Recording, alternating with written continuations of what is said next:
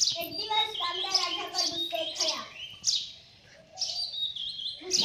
રાજાએ પોતાના માણસોને બોલાવીને હુકમ કર્યો, જાઓ આ કાગડાને કાદવમાં ફેંકી દો.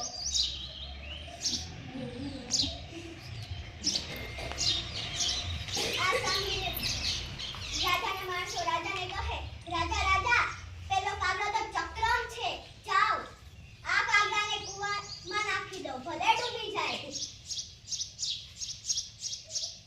પાણીમાં ડૂબતા બોલવા લાગ્યા, પાણીમાં તરતા શીખીએ છીએ ભાઈ, પાણીમાં તરતા શીખીએ છીએ.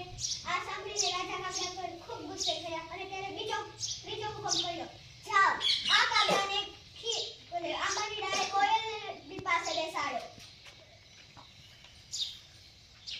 કાગડાભાઈ તો ફરીથી ગાવા લાગ્યા, કોયલના ટહુકા સાંભળીએ છીએ ભાઈ, કોયલના ટહુકા સાંભળીએ છીએ.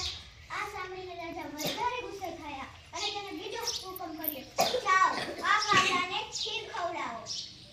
આ સાંભળીને તેને ખીર ખવડાવી તો કાગડાભાઈ તો ફરીથી ગાવા લાગ્યા, મીઠી ખીર ખાઈએ છીએ ભાઈ, મીઠી ખીર ખાઈએ છીએ. આ સાંભળીને રાજા કહે, આ કાગડો તો ભાઈ ભારે કરી, આ કાગડો તો ભાઈ જબરો છે, આને અમે ગમે એટલી તકલીફ આપે તો પણ નથી છાડતો. હવે આપણે આને દુખી કરવા માટે